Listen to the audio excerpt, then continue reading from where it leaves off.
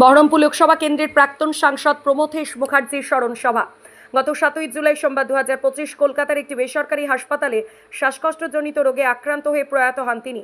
মৃত্যুকালে ওনার বয়স হয়েছিল 79 বছর। আজ বহরমপুর ঋত্বিক সদনে ওনার স্মরণ সভা অনুষ্ঠিত হয়। আজকের স্মরণ সভায় উপস্থিত ছিলেন আরএসপির সাধারণ সম্পাদক মনোজ ভট্টাচার্য, কংগ্রেসের কেন্দ্রীয় নেতা অধীর রঞ্জন চৌধুরী, সিপিএম জেলা সম্পাদক জামির মোল্লা, বিজেপির বহরমপুর কেন্দ্রের বিধায়ক সুব্রত মৈত্র, কংগ্রেসের প্রাক্তন বিধায়ক মনোজ চক্রবর্তী এবং আরএসপির জেলা সম্পাদক নওফেল মোহাম্মদ সফিউল্লাহ। এছাড়া উপস্থিত ছিলেন বামপন্থী সংগঠনের জেলা নেতৃত্ব, স্থানীয় ব্যক্তিবর্গরা। বহরমপুর থেকে এসকে আফতাবের রিপোর্ট, এবি24 নিউজ। ফলে এইরকম একটা পরিস্থিতিতে দাঁড়িয়ে আজকে যারা আমরা বামপন্থী রাজনীতি করি,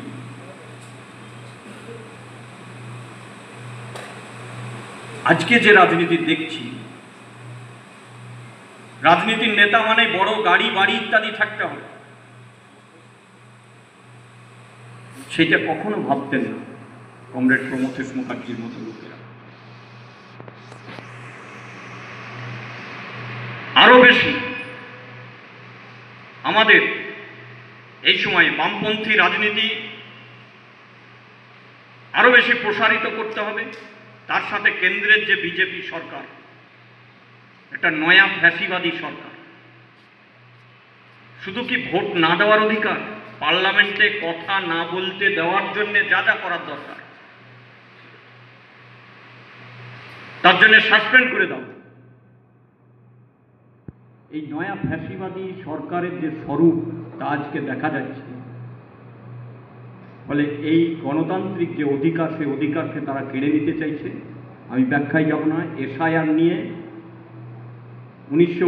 2002 সালে পশ্চিমবাংলায় এসআইআর হয়েছে। বামফ্রন্টের সরকার ছিল, কেন্দ্রের বাজপেয়ীর সরকার ছিল। কেউ বুঝতেই পারেনি যে এসআইআর হয়েছিল। 28 লক্ষ মানুষের নাম বাদ গেছে। আজকে কি হচ্ছে, বাইনারি রাজনীতি তৈরি করো, বলে বাইরের যদি হিন্দু হয় তাহলে তারা হচ্ছে যে অনুপ্রবেশ, তারা শরণার্থী, আর মুসলিম হলে তারা হচ্ছে অনুপ্রবেশকারী। অতএব এদেরকে হঠাৎ এই ভয় জাগিয়ে দিচ্ছে। আর এই রাজ্যে তৃণমূল করছে কি, এইটাকে নিয়ে আরো বেশি প্রচার করে মানুষকে আতঙ্কিত করে দিচ্ছে। এই আতঙ্কের পরিবেশ তৈরি করো, বাইনারির রাজনীতি করো, আর বলো যে বিজেপি আসছে, বিজেপি আসছে, তো বিজেপিকে ঠেকাতে হবে। তাহলে কি করতে হবে, মমতা ব্যানার্জি পারে বিজেপিকে ঠেকাতে, অর্থাৎ বিজেপিকে ভোট দিতে হবে। এটাই তো বাইনারি রাজনীতি। এই জায়গায় দাঁড়িয়ে আরো বেশি মানুষের কাছে আমাদের বামপন্থাকে আরো বেশি তুলে ধরতে হবে। তার সাথে গণতান্ত্রিক আন্দোলন, ধর্মনিরপেক্ষ শক্তি, এই শক্তিকে একসাথে করে নিয়ে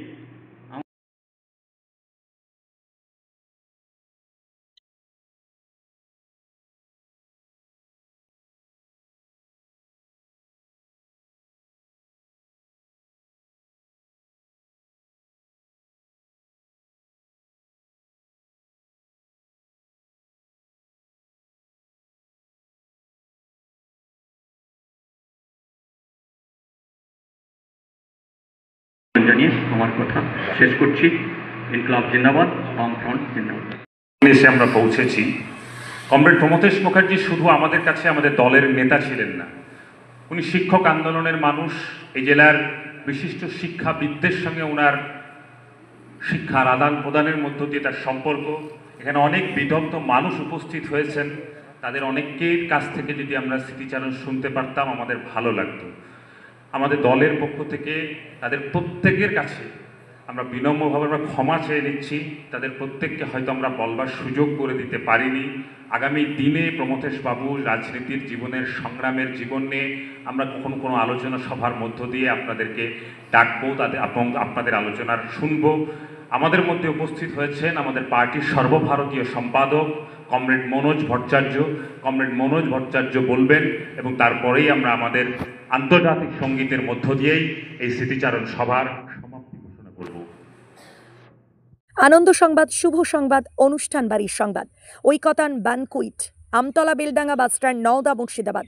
এখানে বিবাহ, অন্নপ্রাশন, জন্মদিন এবং বিভিন্ন অনুষ্ঠানের জন্য বাড়ি ভাড়া পাওয়া যায়। এছাড়াও এখানে যে কোনো অনুষ্ঠানের খাবারের অর্ডার অনুযায়ী অভিজ্ঞতা সম্পন্ন ক্যাটারার দ্বারা যত্ন সহকারে খাবার পরিবেশন করা হয়। বিশেষ দ্রষ্টব্য, মুসলিম বিবাহ রেজিস্ট্রারের সুব্যবস্থা রয়েছে এবং গাড়ি পার্কিংয়ের সুব্যবস্থা রয়েছে। আমাদের যোগাযোগ নাম্বার 8001811483 অথবা 9153609557।